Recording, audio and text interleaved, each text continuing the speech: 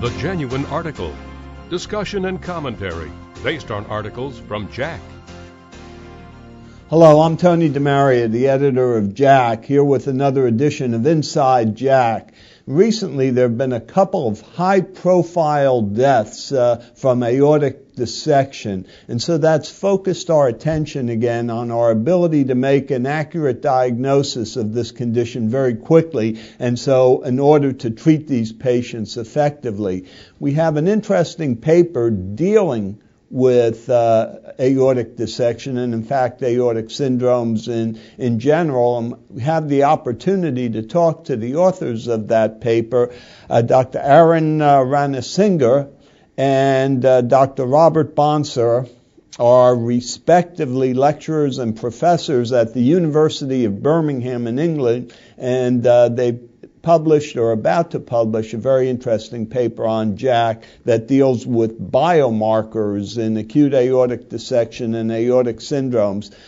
So tell me, Dr. Bonser, a little bit about the issue of how to make a rapid diagnosis in acute dissection. Well, I'll preface that by saying that it's a highly lethal condition, and we know that about 20% of patients die before any diagnosis is made. And that in both the USA and in Europe, there are significant delays between the time of symptom onset and the actual diagnosis being made, which can be beyond 24 hours. We also know that about 50% of patients with type A dissection, the more lethal type, do not undergo surgery for more than 24 hours following the diagnosis. And noting the very significant attrition rate of the condition, it's paramount that we try and diagnose it earlier. The way that we might diagnose it is by introducing biomarkers. And there's several candidate biomarkers that have shown promise, but have never been prospectively validated or used in wide practice. And the overall objective is that in time that there should be a biomarker that's available to the paramedic, which can provide a high index of suspicion that a patient may have a dissection, so that they can be directed towards an appropriate emergency centre, rapidly investigated, and proceed to their treatment. Yes, so Dr. Ranasinghe, can you tell us some of the most promising candidate biomarkers that are being evaluated? There are a number of biomarkers which have been studied, which we've set out in the review article, and they relate to injury to the aortic wall, release of elastin fibers into the circulation, and activation of the coagulation system. And they include smooth muscle myosin heavy chain, calponin, which is a troponin-like component of smooth muscle, as well as soluble elastin fragments. Now, although those have shown promise, none of those biomarkers are commercially available.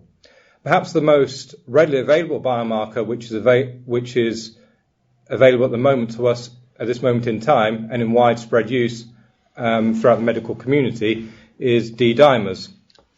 Now, D-dimers have a high sensitivity for aortic dissection, but a relatively low specificity. So although they are perhaps the most useful biomarker available to us at the moment, they are not perfect.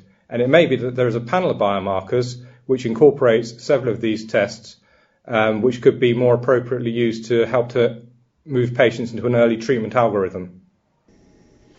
Well, certainly we need to get any biomarker drawn and analyzed and reported faster than we could do one of our imaging techniques, because at this point in time, it's fairly easy to get either a transesophageal echocardiogram or CT angio. Does it look like that might be on the horizon in the future?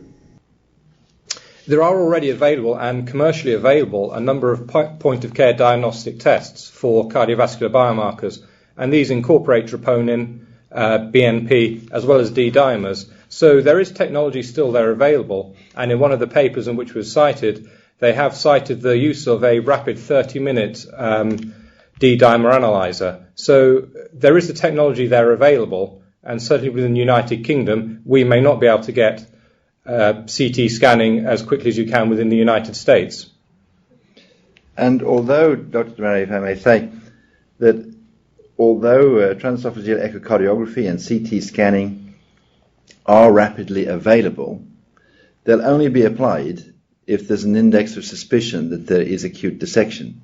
And that's where clinical practice currently fails and sets in a delay. And so the principle of biomarkers is to introduce the patient to a diagnostic algorithm. They will not substitute imaging technology.